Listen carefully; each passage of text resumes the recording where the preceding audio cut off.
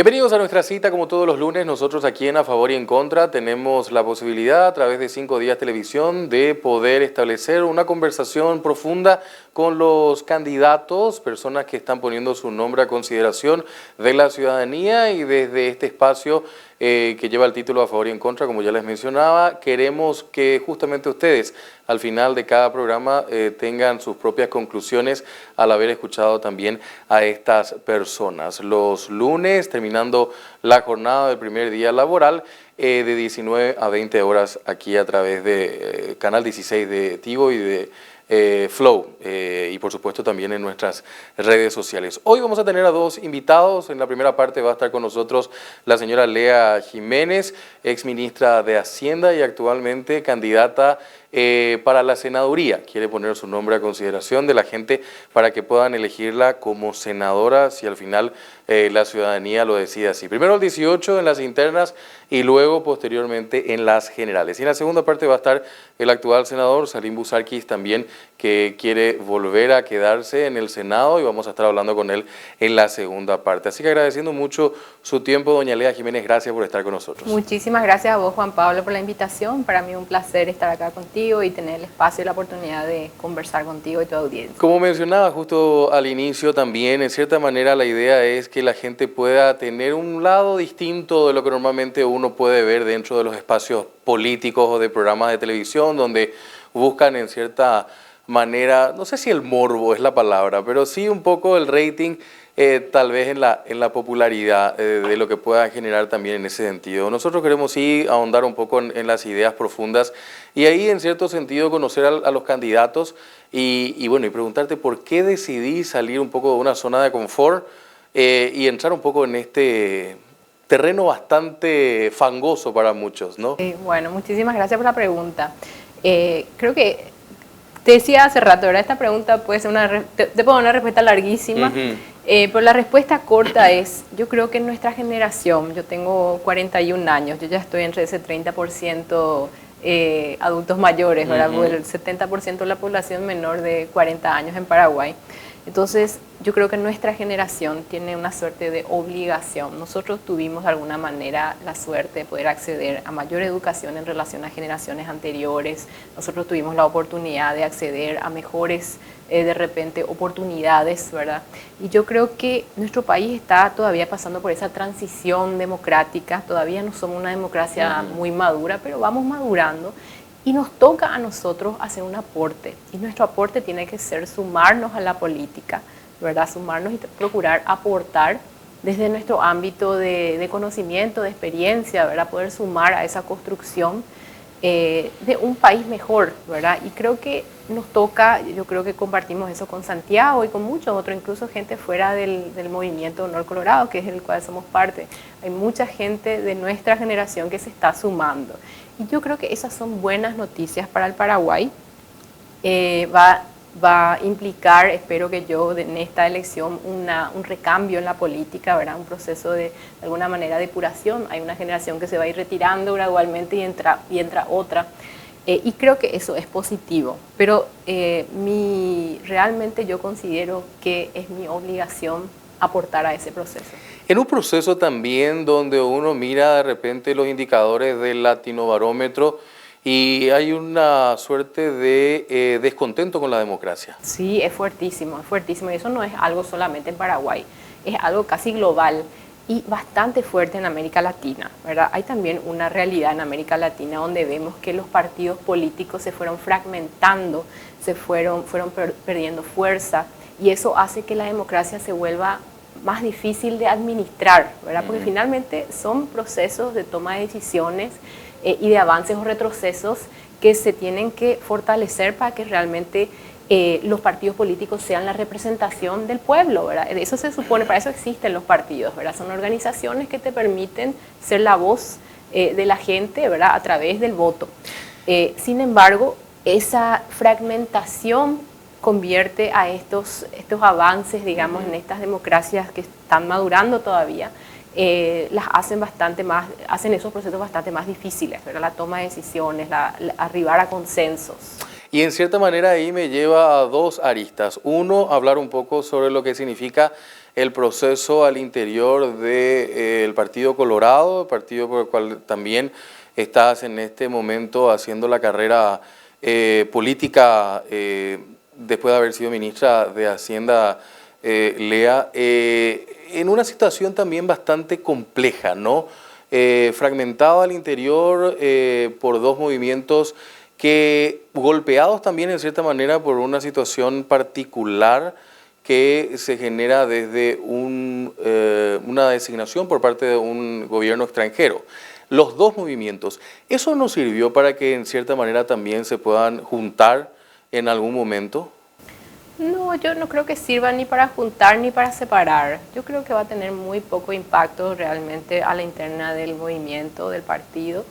El partido no son solamente una o dos personas, el partido son todas las personas que conforman al Partido Colorado, ¿verdad? El Partido Colorado tiene una fortaleza inmensa, un tejido social muy profundo, que muchas veces se quiere desprestigiar porque existen de repente algunos liderazgos negativos dentro del partido. Y hago la salvedad justamente para que se entienda esto y por qué decía el punto medio, porque ambos movimientos han tenido una situación complicada de designación justamente en ese sentido.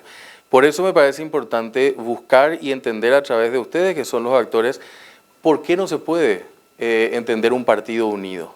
Yo creo que se puede. El Partido Colorado siempre tuvo pujas fuertísimas para dentro del partido. Okay. Siempre hubo una competencia. Yo creo que esa es una competencia saludable. O sea, una competencia durísima hasta que se llega a finalizar esa interna partidaria y se elige al número uno, al que va a llevar el número uno en la lista. Y ahí es que el partido siempre tuvo esa fortaleza y esa madurez de lograr el abrazo republicano y llegar a concretar, digamos, llevar al candidato del Partido Colorado a la presidencia. Creo que es indiscutible, eso ha sido la fortaleza más grande del partido justamente. Y creo que no tenemos que temerle al disenso. Okay. El disenso siempre se va a dar, ¿verdad?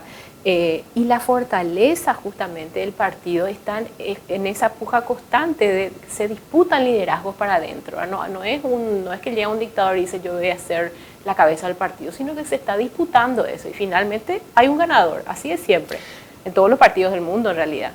Y en este momento yo veo que una cosa es lo que pueda decir de repente Mario Abdo Benítez, que dice yo no me voy a abrazar. Bueno, él es una persona, del partido hay muchos afiliados, muchas personas que finalmente en conjunto toman la decisión de ese abrazo republicano. Yo creo que las personas individuales no están por encima del conjunto de personas que hace al movimiento y al Partido Colorado. Ahí consultarte también el hecho de que con esta nueva forma de modificación que se dio a través del desbloqueo de las listas, ¿se hace más complicado hacer una campaña? Yo creo que se hace mucho más complicado. Tiene desafíos y oportunidades, vamos a decir, ¿verdad? Creo que de alguna manera se convierte en un proceso mucho más costoso, ¿verdad? Hay una puja fuerte, o sea, cada candidato sale a hacer una oferta, cada candidato de los cargos plurinominales, ¿verdad? Los diputados, los senadores, etcétera, incluso a nivel interno del partido, en las seccionales, etcétera. Entonces, pero de alguna manera esa competencia yo creo que es buena. ¿Y qué nos va a permitir, en mi opinión, yo no soy experta en temas políticos, ¿verdad? Pero en mi opinión, el cambio de proceso, este quiebre de alguna manera de lo que era el proceso anterior de Lista Sábana con este nuevo modelo, va a permitir un proceso de recambio, ¿verdad? Yo tal vez no hubiese estado en elecciones anteriores, pero hoy yo, una persona como yo, que vengo del ámbito más técnico y que ofrezco, doy una oferta diferente, vamos a decir, dentro del menú de opciones que hace el Partido Colorado, que ofrece el Partido Colorado. Yo tengo la posibilidad de ir a ver si efectivamente el ciudadano paraguayo quiere votar por una persona como yo. Entonces yo tengo esa posibilidad de ir a pelear, ir a buscar el voto, ir a conquistar el voto de la ciudadanía o no, ¿verdad? Y es resultado de ese proceso, de los esfuerzos y la sumatoria, se va a ver reflejado en lo que va a ser, digamos, la selección final de los 45 que van a representar primero al Partido Colorado y finalmente a nivel nacional, ¿verdad? De todos los partidos. Creo que en ese sentido se abre una oportunidad de recambio y esa es la parte positiva. La parte de alguna manera negativa, el modelo no es perfecto, ¿verdad? De repente a mí me puede gustar una serie de candidatos y me parece interesante que esa serie de candidatos entre, ¿verdad? Pero, sin embargo, solamente podés elegir a uno. Entonces, creo que el modelo podría ser mejorable, hay que analizarlo bien, va a ser una experiencia interesante, va a ser una experiencia diferente, estoy segura que nos va a dejar muchísimas lecciones aprendidas para ir, digamos, de alguna manera solidificando estos procesos de elección. El dejar el buró, ¿no? Como se dice también, al escritorio, Lea, y salir a la calle y hablar con la gente, que lo habrás hecho en tu momento como ministra también de Hacienda, pero ahora es una dinámica completamente diferente, ¿no? Es una dinámica bastante diferente. Por un lado ves una cara linda porque tenés la oportunidad realmente de ver la realidad de las personas. Lo mismo hacíamos desde Hacienda también, nosotros recorríamos bastante al interior del país también, pero en este momento ves la cara linda, que es esa, conocer la realidad, y después ves la cara fea también, que está la parte prebendaria de la política. Okay. Hay una expectativa, muchas veces cuando uno se acerca a trabajar, qué sé yo, lo primero que te dicen es cuánto me vas a dar, qué me vas a dar.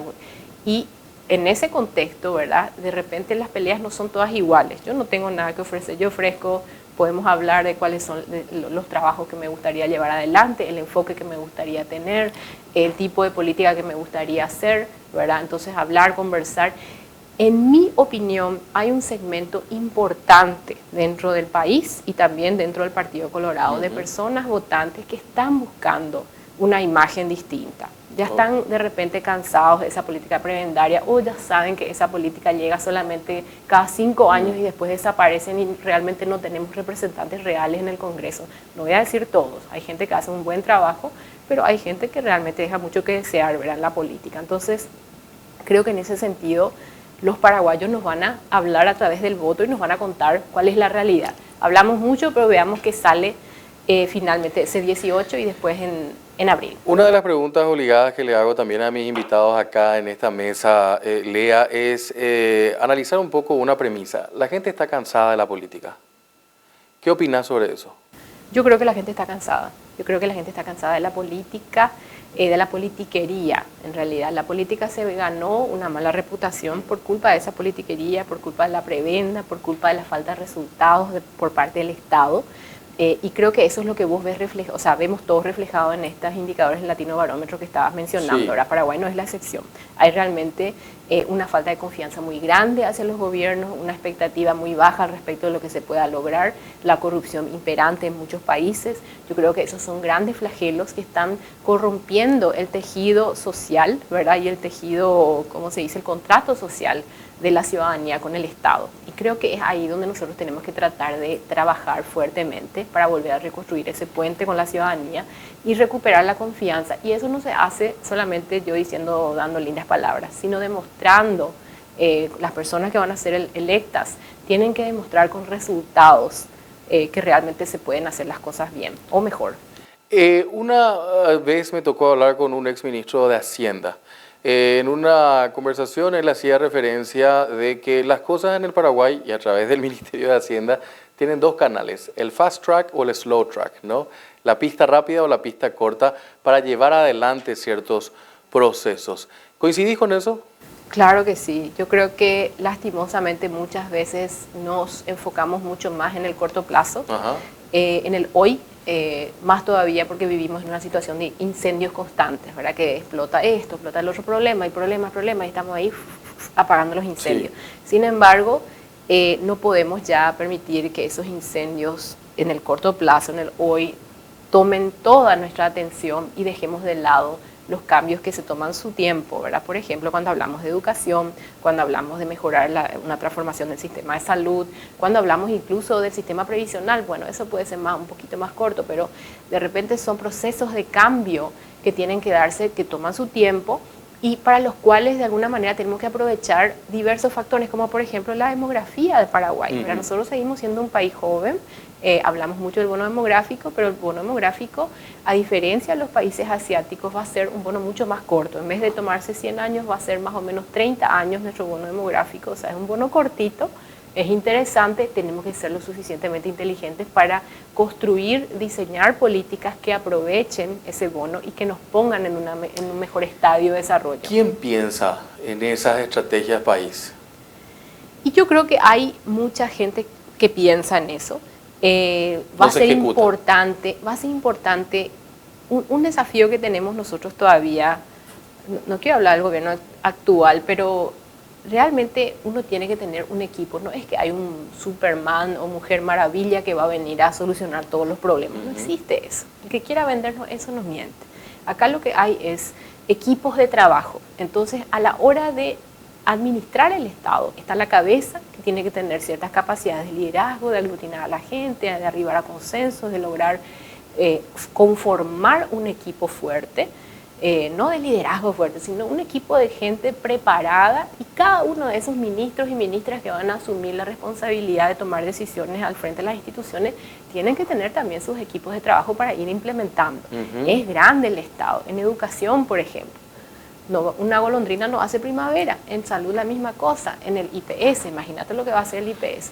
Creo que es muy importante formar esas son alianzas, trabajo en redes que se tienen que dar para poder concretar resultados y tener equipos, por un lado, que miren al hoy, porque el Estado tiene que funcionar hoy, los niños están yendo a la escuela hoy, nosotros necesitamos atención de salud hoy, etcétera, la seguridad también, lo básico, vamos a decir, ¿verdad? Y por otro lado, generación de empleo, importante, y por otro lado, empezar a sentarnos a ser capaces de tener conversaciones razonables al respecto de los desafíos pendientes. El tema de la educación es qué dolor tan grande, ¿verdad? Porque realmente nuestro sistema educativo tiene tantos desafíos de infraestructura, de la calidad de la educación, del contenido, del formato, ¿cómo se dice?, del currículum, de la forma de enseñar, ¿verdad? O sea, tantas cosas que tenemos que actualizar y sin embargo hoy la conversación está perdida en unos temas totalmente, sinceramente, irrelevantes que nunca deberían haberse sumado a esta mesa de discusión. Resolvamos lo básico, ¿verdad? Resolvamos lo básico, logremos que nuestros niños reciban una educación que les permita ser personas que pueden aprovechar el conocimiento, que pueden aprender a aprender, como se dice, ¿verdad?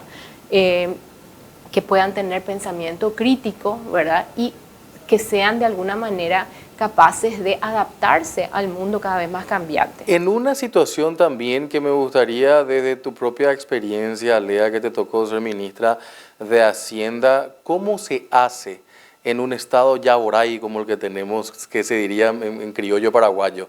¿No? ¿Por dónde se agarra al toro, más o menos? Yo creo que hay ciertas experiencias de cosas que de alguna manera hicimos bien, ¿verdad?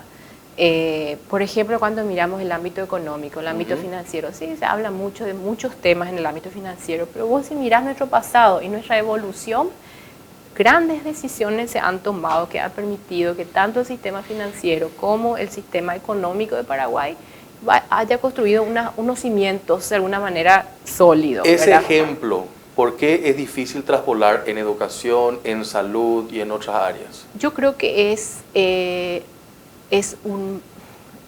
falta un liderazgo que tenga un entendimiento claro de las necesidades en esos sectores. Por eso yo tengo mucha fe en Santiago. Por eso estoy con él y soy parte de su equipo. Yo sé que él entiende, así como yo entiendo y muchas otras personas entendemos que la educación es un tema central para sacar a este país adelante en el mediano y en el largo plazo. Una crítica que se le hace justamente al señor Peña es su incapacidad de autonomía. ¿Eso es cierto? Eso no es cierto. Yo trabajé con Santiago, yo fui su viceministra. Él me llevó al Ministerio de Hacienda en ese momento, o sea, él me entrevistó, tuvimos, qué sé yo, me hizo una entrevista así casi como un proceso competitivo, no nos conocíamos, excepto que yo le había escrito para felicitarle cuando fue nombrado. Ninguna cercanía teníamos nosotros, fue una entrevista profesional, él me dijo tenés que sumarte al equipo, me había esperado porque en ese momento yo estaba con un bebé chiquito, entonces cuando me sumo al equipo nosotros empezamos a trabajar, yo entré al Viceministerio de Economía, es inmenso el Viceministerio de Economía, es tremendamente importante, a veces no se conoce todo lo que se hace ahí adentro, pero por ejemplo trabajábamos en la evaluación de las obras de infraestructura, el impacto social, por supuesto el impacto financiero, el impacto en la deuda, cómo lo financiamos, un montón de temas, ¿verdad? También la cuestión tributaria, o sea, muchas cosas donde trabajábamos y yo tuve total libertad, al igual que él como ministro de Hacienda, de tomar decisiones y tener nuestra postura técnica y que esta sea respetada, ¿verdad? A la hora de tomar decisiones.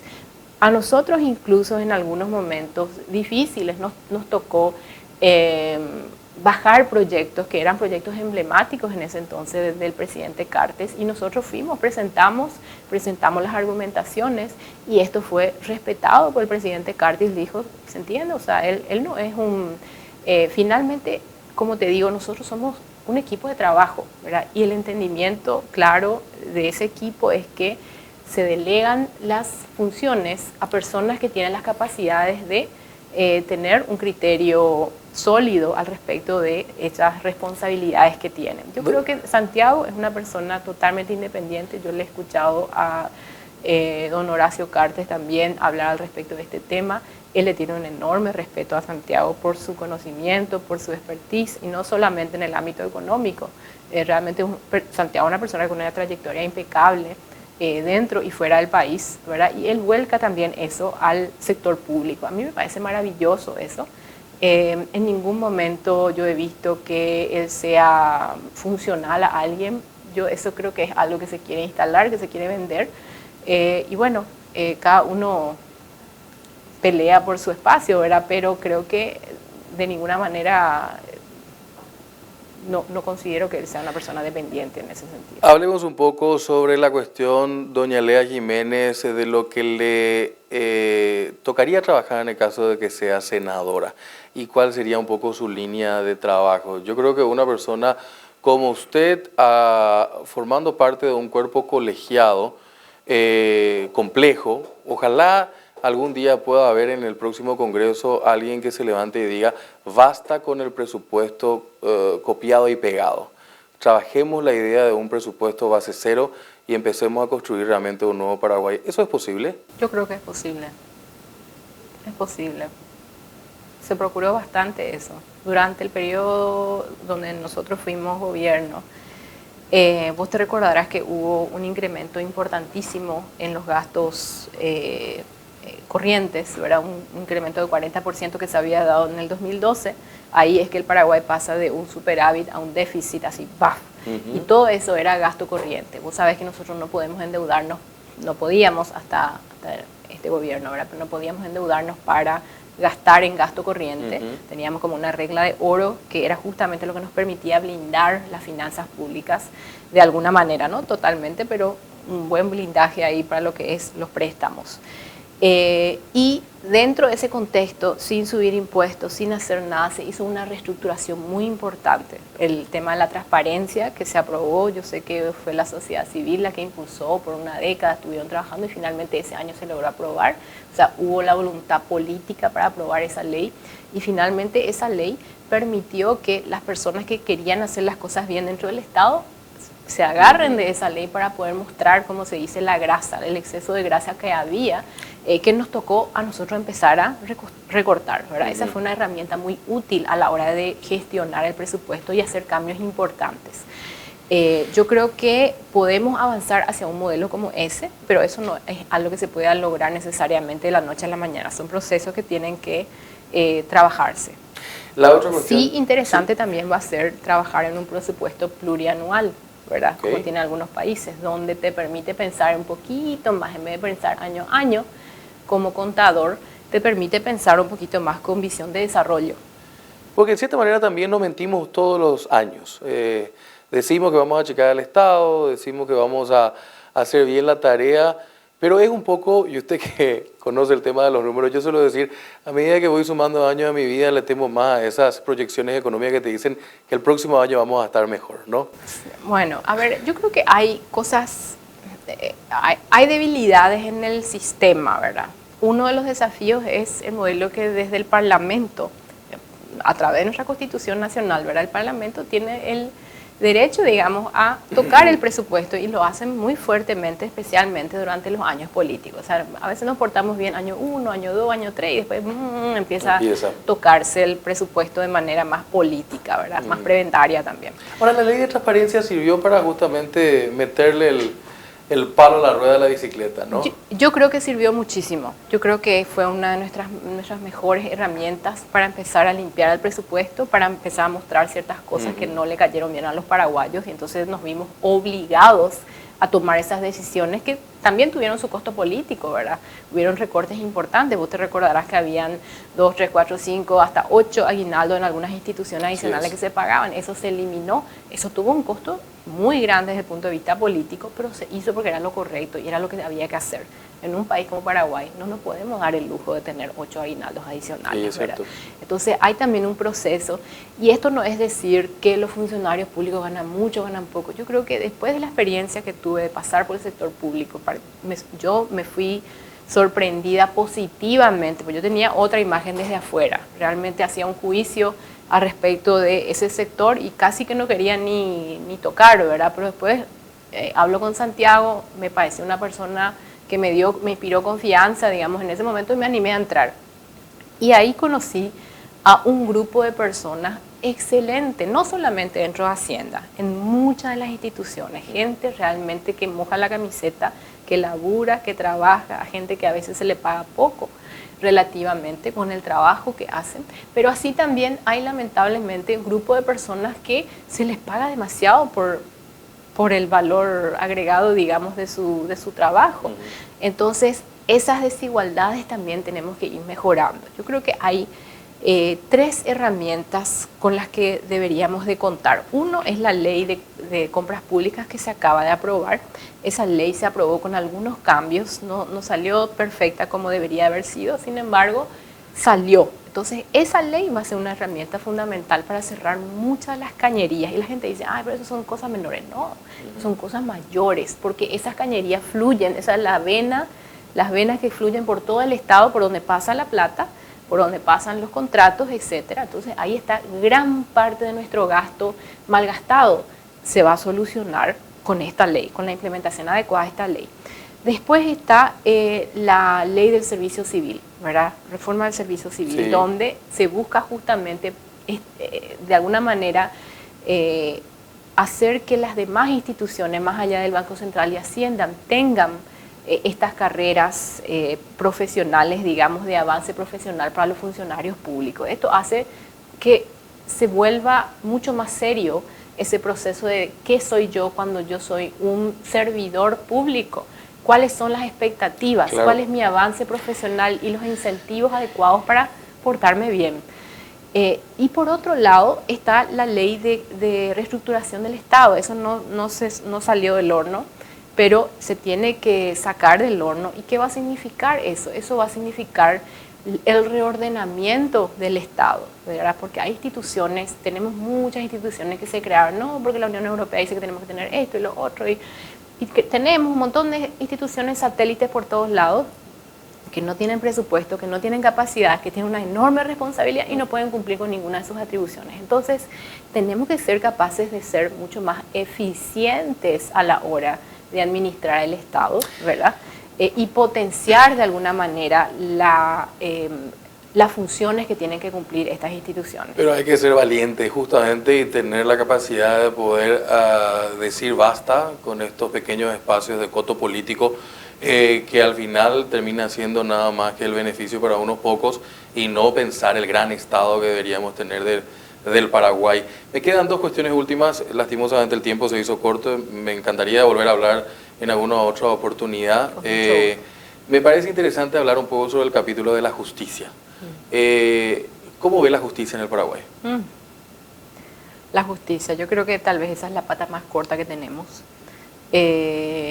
Hace falta una reforma profunda, hace falta transparentar los procesos de selección de los jueces, hace falta, yo creo que hoy de alguna manera podemos apoyarnos también en cuestiones tecnológicas para realmente transparentar muchos de los procesos que se dan, ¿verdad? Y creo que es un sector donde, si bien son 3 poderes del Estado, ¿verdad? Es un poder independiente de alguna manera, tiene que haber un esfuerzo en los 3 poderes realmente para empujar un cambio en esa en este ámbito, ¿verdad? Y creo que si bien el presidente de la República no puede influenciar, sí puede ser parte y acompañar y dar apoyo, de repente incluso apoyo presupuestario si es que es necesario, ¿verdad? Para llevar adelante los cambios y los procesos de cambio necesarios en ese sector. Y la otra cuestión también, ¿por qué nos cuesta tanto sentarnos en una mesa grande y pactar situaciones? Usted que ahora quiere formar parte del Senado y le va a tocar mucho seguramente tener que trabajar mesas de negociación para ciertas cuestiones y proyectos de ley. A nivel macro, ¿por qué nos cuesta todavía en el Paraguay sentarnos en una agenda común? Sí, ¿verdad? Yo también me hago la misma pregunta, ¿por qué nos cuesta tanto? Yo creo que un desafío que tenemos y algo que me tocó ver estando en el Ministerio de Hacienda, porque ahí vos estás de alguna manera en el centro del ojo de muchas personas, de muchos intereses. Y no estoy hablando de intereses particulares solamente, estoy hablando de intereses de la ciudadanía, intereses de los funcionarios públicos, del sector privado, etcétera, ¿verdad? Y mismo del mismo Estado. Entonces, cuando vos te das cuenta, cada uno mira el problema desde diferentes ángulos. Por ejemplo, cuando hablamos de la reforma del sistema previsional, ¿verdad? Todo el mundo ya empieza a asustarse, no quieren quitar las previsiones. Y en realidad tenemos unos desafíos muy importantes. Ahí tenemos 8 cajas, todas son totalmente fragmentadas, tienen problemas van a empezar a tener problemas de sostenibilidad, las que ya no tienen hoy problemas de sostenibilidad. Entonces tenemos que, como decía yo, aprovechar nuestro bono demográfico, ir sumando a la gente, hacer también que se amplíe la cobertura del sistema previsional, ¿verdad? Porque hoy solamente 20% de los trabajadores está ahí adentro. Pero cuando vos te sentás con los docentes, ellos te dicen una cosa. Te sentás con los militares y los policías, otra cosa. Te sentás con los funcionarios públicos, otra cosa. Ahí es solo la caja fiscal. Te sentás con la gente del sector privado, los empleadores, los empleados. Cada uno lleva el tema para un ángulo, lo estira para un lado. Entonces estamos destrozando.